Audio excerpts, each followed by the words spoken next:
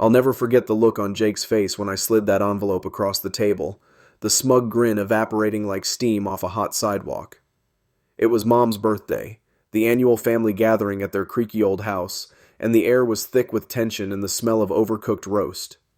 I'd arrived late, my boots still damp from the March rain, my stomach already knotted with the dread of whatever nonsense they'd cooked up this time. The living room was packed, cousins, aunts, uncles, all chattering over paper plates, pretending this was some Hallmark reunion instead of the obligation it really was. Jake stood up halfway through dinner, his glass raised, his chest puffed out like he was about to accept an Oscar. "So," he said, his voice loud, smug, cutting through the clatter of forks. "Mom and Dad decided I should move into your house, Mia." Silence dropped like a brick, every eye swiveling to me, my fork frozen halfway to my mouth. Mom clapped her hands, her face glowing with that manic glee she got when she thought she'd won. "Yes, since you're always traveling for work, it's perfect for Jake to settle in. No point wasting money on rent." I stared at them, my pulse thudding in my ears, a hot flush of anger creeping up my neck. They hadn't asked me, hadn't even hinted, just assumed my house, my sanctuary, was theirs to give away. I set my fork down, the clink loud in the quiet, and reached for my wine, the glass cool against my trembling fingers. I took a slow sip, letting the bitter taste ground me, then smiled, a calm, dangerous smile that made Jake blink. "That's funny," I said, my voice casual, almost playful, "because I sold it last week." Jake's jaw dropped, his glass wobbling in his hand, Mom's face paled to a sickly white, and Dad choked on his mashed potatoes, a cough erupting from his throat. The room erupted in whispers, Aunt Linda's, "What did she say?" mingling with Cousin Tony's nervous laugh. I pulled a thick envelope from my bag, the sale contract rustling as I slid it across the table to Jake. "And since I knew you'd pull something like this," I said, my tone still light, "I brought proof." Jake ripped it open, his hands shaking, his eyes darting over the pages, sold, finalized, gone. The rustle of paper was loud in the stunned silence of the dining room, the only sound cutting through the clatter of forks and the low hum of family chatter now frozen mid-breath. "No, no, no," he stammered, his voice rising, cracking with a mix of panic and disbelief as he clutched the contract like it might bite him. "You can't do this. I was supposed to move in." "Mom and Dad said," I cut him off, turning to my parents, my smile gone, my voice cold as steel despite the heat pulsing through my veins. "Mom and Dad don't own my house," I said, each word deliberate, sharp, landing like a slap across their smug faces. "And neither do you." Mom burst into tears, a loud, theatrical sob that made Uncle Ray roll his eyes so hard I thought they'd pop out of his head. "How could you?" she wailed, clutching her napkin like a lifeline, her mascara streaking in dramatic black rivers down her cheeks. "Your brother needs a place to live." I shrugged, leaning back in my chair, my heart pounding a wild rhythm against my ribs, but my face calm, a mask I'd perfected over years of their nonsense. "He's 34, I said, my tone flat, final. "He can figure it out." Jake slammed the papers down, the table shaking under his fists, his face red, his voice a snarl that turned heads. Cousin Tony's fork clattered to his plate, Aunt Linda's wineglass paused mid-sip. "You can just buy another place," he barked, leaning forward, his eyes wild, desperate. "Let me crash there till then." I laughed, a real belly-deep laugh that startled even me, erupting from somewhere deep and raw, the absurdity of his entitlement hitting me like a freight train. "You expect me to buy a house for you?" I said, standing up slow and deliberate, grabbing my coat from the back of my chair, the leather creaking under my fingers. "Do you hear yourself?" The room buzzed now, whispers rippling through the relatives like static, Uncle Ray muttering, "About damn time," under his breath, Tony snickering into his napkin. But Jake wasn't done. He lunged across the table, knocking over a gravy boat, the brown sludge splattering Mom's floral tablecloth as he grabbed for my arm. "You're not walking out on this," he yelled, his grip tight, his nails digging into my wrist. I yanked free, my skin stinging, my patience snapping like a frayed wire. "Watch me," I said, my voice low, dangerous, my eyes locking with his. Those wide, frantic eyes I'd once pitied, now just pathetic. Mom wailed louder, flinging herself into Dad's lap, who'd been silent till now, his fork still hovering over his plate like he hadn't registered the chaos. "This is selfish, Mia," he finally grumbled, his voice rough, his gray brows furrowing as he set the fork down with a clink. You know Jake isn't as successful as you. I zipped my coat, the sound sharp in the tense air, my hands steady despite the fury boiling in my chest. I know, I said, meeting his gaze, my words slow, cutting, because you two keep enabling him. I turned for the door, my boots thudding on the hardwood, the weight of their stares burning into my back. Anger, shock, guilt trips I dodged 1,000 times. But then Aunt Linda piped up, her voice shrill, her wineglass sloshing as she waved it at me. Mia, you can't just abandon family like this, she said, her platinum hair bouncing, her pearls gleaming under the chandelier. He's your brother. I paused, one hand on the doorknob, my jaw tight, a bitter smile tugging at my lips. Family doesn't mean I owe him my life, I said, not turning around, my voice echoing back into the room.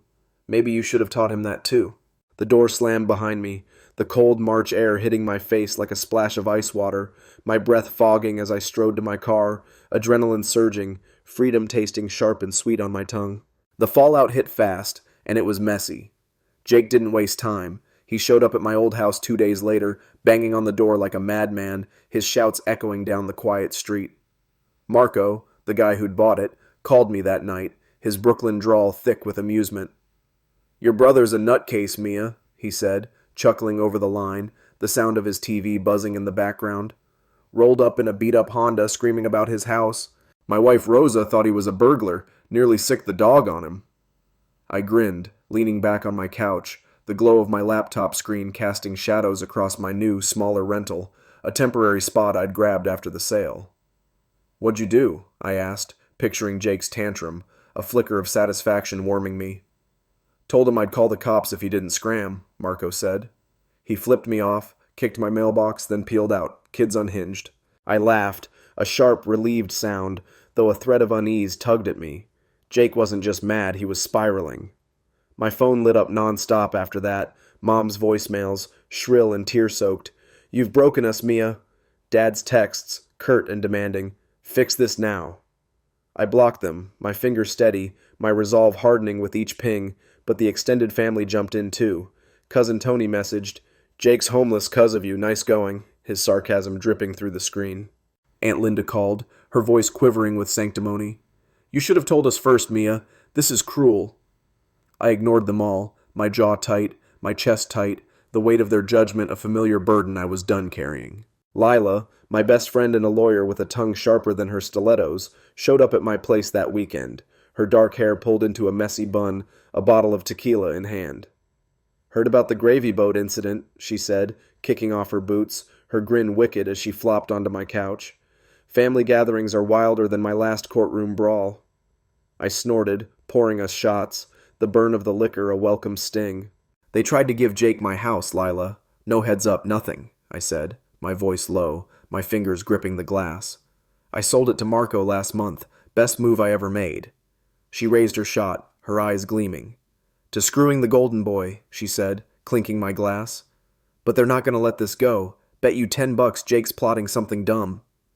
I nodded, unease coiling in my gut, her words too close to the truth. She was right. A week later I was on a beach in Mexico, my escape, my reward, lounging under a palm tree, the sun warm on my skin, the waves crashing soft and steady. My phone rang, a restricted number, and my gut twisted, a warning I couldn't ignore. I answered, bracing myself. Where the hell are you? Mom's voice screeched, high and frantic, cutting through the ocean's hum. I sighed, sipping my drink, the ice clinking as I leaned back in my chair. I blocked you for a reason, I said, my tone flat, though my pulse quickened. You have no right, she interrupted, her voice trembling with drama. Jake's suffering. He got evicted.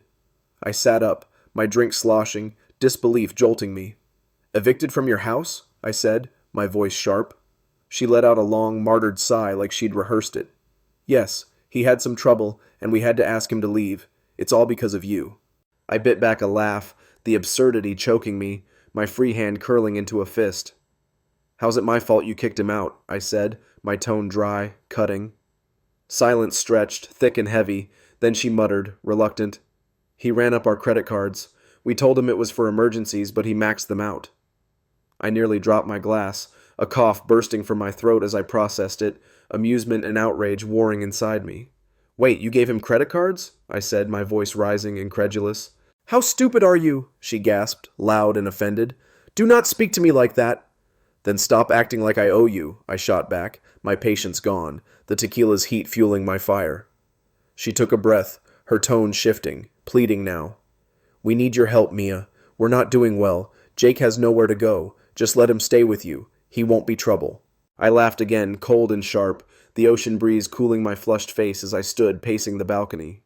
You think I still live somewhere you know? I said, my voice dripping with mockery. That's adorable. She gasped louder, a sound of pure shock. What do you mean? I moved, I said, and hung up, the click final, my chest light with a rush of defiance. I tossed the phone onto the table, my hands trembling slightly, adrenaline surging as I stared out at the waves, their rhythm a steady pulse against the chaos I'd left behind. But Jake didn't stop. He escalated. The calls started the next day, dozens from burner numbers, voicemails of him ranting, "You can't hide, Mia." Then emails, unhinged and pleading, "I need money, give me something." I ignored them, my jaw tight, my fingers itching to block every trace, until my bank pinged, a login attempt from an unknown device. My stomach dropped, a cold sweat prickling my skin as I scrambled to lock it down. New passwords, two-factor, my heart hammering with a mix of fear and fury. The next morning, my realtor texted. Got a weird call. Someone claiming to be you asked for your new address. I called her, my voice sharp, panic edging in. Who was it? She hesitated, then said, They had your old address, your birth date, but bombed the security question. I shut it down. I knew it was Jake, his desperation turning stalker, and I was done playing defense. I unblocked Mom, and her call came instantly, her voice a shrill assault. What the hell is wrong with Jake? I snapped, cutting off her hello, my tone icy. She huffed, offended. Why are you so angry? The weeks he's been trying to steal my identity, I said, my words slow, deliberate. Tell me why he's hunting me. She went quiet, then mumbled, He's desperate. You abandoned him. He abandoned himself, I said, my anger flaring, hot and bright. If he keeps this up, I'm going to the cops. She shrieked, The cops? Yes, I said, calm now, lethal. I have proof. Tell him to back off or he's done. She begged, her voice cracking. Just talk to him. Help him. I sighed, slow and heavy. Put him on. Jake's voice slithered through, smug and oily. Oh, now you want to talk? I leaned against the balcony railing, my drink in hand, my tone flat. What was your plan if you got my address? Show up? Demand my place? He didn't answer, his silence heavy, damning. You thought I'd just roll over, I said, laughing coldly, the sound echoing over the waves. I'm not your crutch anymore, Jake. You fall, you crash. He hissed. You think you're better than me? No, I said, I know I am. I hung up, my heart steady, my mind racing. War was on, and I was ready. I hung up the phone, my hands steady despite the storm raging in my chest, the ocean breeze whipping across the balcony of my Mexican rental as Jake's smug voice faded into silence. War was on and I was ready, I'd told myself, and I meant it. Every fiber of me buzzed with a mix of fury and resolve, a fire I hadn't felt in years. The sun dipped low, painting the waves gold, but my mind was miles away, plotting, planning, knowing Jake and my parents wouldn't let this go quietly. I paced the wooden floor, my sandals clicking, my drink sweating in my hand as I replayed his words. You think you're better than me? No, Jake, I didn't think it. I knew it, and I was done letting him drag me down. Lila called an hour later, her voice crackling through the line, sharp and gleeful. You've got a problem, babe, she said, and I could hear the grin in her tone, the clink of ice in her glass. Your family's gone full psycho. Check Facebook. My stomach dropped, a cold prickle racing down my spine as I grabbed my laptop, the screen flaring to life. There it was, a public post from a fake account, lies spilling out in bold caps. Mia abandoned her dying parents, stole their money, left us to rot while she lives it up. My hands shook, my breath catching as I scrolled. Comments flooded in, strangers eating it up. Disgusting. Hope she pays. What a selfish bitch. Then I saw it. Jake and Mom had shared it, their profiles tagged, their faces smug in the profile pics. I slammed the laptop shut, my chest tight, fury boiling over like a pot left too long on the stove. "They're dead," I said, my voice trembling, my nails digging into my palms. "Oh, we're burying them," Lila said, her laugh sharp and bright, cutting through my haze. "They've hit your job, Mia. Called your boss, saying you're a thief. Your ex, Dave, texted me too. Confused as hell 'cause your mom begged him to talk sense into you." I groaned, rubbing my temples, the weight of their smear campaign crashing down. "They're trying to ruin me," I said, my voice low, raw. "They've got no proof, pure desperation," Lila said, her tone shifting. "All business now. I've got a cease and desist drafted. Say the word, and we'll hit 'em hard." I nodded, though she couldn't see, my resolve hardening, a steel rod in my spine. "Do it," I said. "But we're not stopping there. They're gonna pay." The next day I flew back. Mexico was paradise, but this was war, and I wasn't fighting from a beach chair. Lila met me at my rental, her arms full of files, her grin wicked as she dumped them on my table. "Evidence," she said, tapping the stack, her eyes gleaming. "Screenshots of Jake's threats, bank alerts from his login attempts, your realtor's statement about the address scam. Oh, and Marco's ready to testify about Jake's meltdown at the house." I raised an eyebrow, a flicker of amusement cutting through my exhaustion. "Marco?" I said. "Yep," she said, popping the P. "Called me yesterday. Said Jake showed up again, drunk, yelling about his rights. Marco filmed it. Golden Boy looked like a rabid raccoon." I laughed, a sharp, relieved sound, picturing Jake stumbling over Marco's pristine lawn, Rosa's chihuahua yapping at his heels. We built the case over coffee and tequila shots, the rental's dim light casting shadows as I recounted every call, every text, every guilt trip they'd thrown my way. "They're banking on me folding," I said, my voice steady, my hands tracing the rim of my glass. "They think I'll cave to save face." Lila smirked, scribbling notes, her pen scratching loud in the quiet. "Big mistake," she said. "We've got enough to sue for defamation, harassment, hell, maybe even identity theft. Your call." I leaned back, the tequila's burn fueling my fire, my mind racing with a dark thrill. "All of it," I said. "I want them to feel this." The cease and desist went out first, a warning shot Lila fired through certified mail, but Jake doubled down. 3 days later, Marco texted me a blurry photo. Jake, back at the old house, spray painting me as a liar on the garage door. "Cops got him," Marco wrote, "but he's unhinged. Watch your back." My stomach twisted, a jolt of fear mixing with my anger as I showed Lila. "He's begging for jail," she said, her jaw tight, her fingers flying over her phone. "I'm looping in a detective. Ruiz, good guy, hates creeps like Jake." I nodded, my chest tight, the stakes climbing higher than I'd expected. Detective Ruiz showed up the next morning, a stocky man in his 40s, graying at the temples, his eyes sharp as he took my statement at the kitchen table. "This isn't just family drama," he said, his voice gruff, flipping through Lila's files. "Identity theft attempts, vandalism, harassment, we've got grounds to dig deeper." I handed him my phone, the burner calls logged, the emails saved, my hands steady despite the tremor in my gut.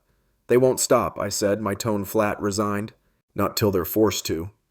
He nodded, scribbling notes, his pen a steady scratch. "We'll start with Jake. His prints are on that spray can. Your parents might be next. Any debts or shady deals they're hiding?" I frowned, a flicker of unease stirring. Debts? I hadn't thought that far, but the seed was planted. The Facebook post blew up, shared by relatives, hitting my coworkers' feeds, even popping up in a local gossip group. My boss called, awkward and tense. "Mia, clients are asking, is this true?" I gritted my teeth, humiliation burning my cheeks as I explained, "It's lies. My family's unhinged. I'm handling it." He sighed, supportive but wary, and I hung up, my resolve steeling. Jake wanted a public war. I'd give him one.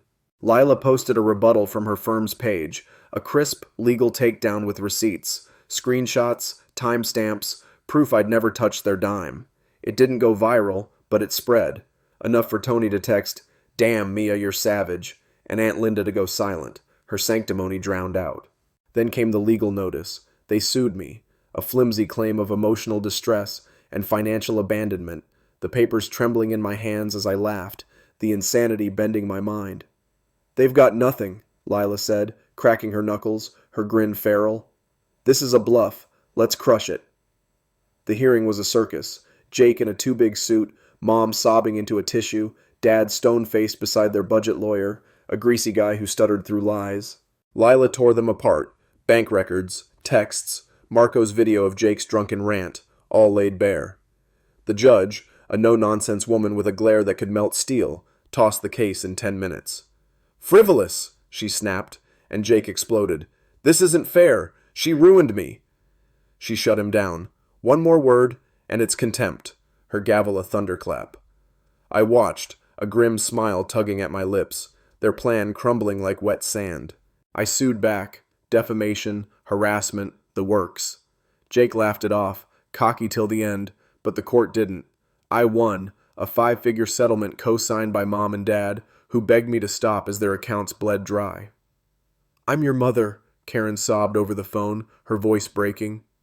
"You helped Jake destroy me," I said, hanging up, my chest light, my conscience clear. But months later, Jake emailed, "You win, but you should know something." My heart thudded as I read.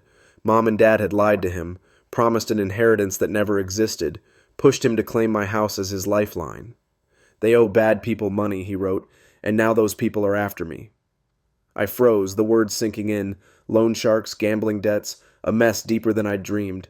2 days later he showed up, disheveled, bruised, pleading at my door, his eyes wide with fear I'd never seen. "Help me take them down," he said, his voice shaking, his hands trembling.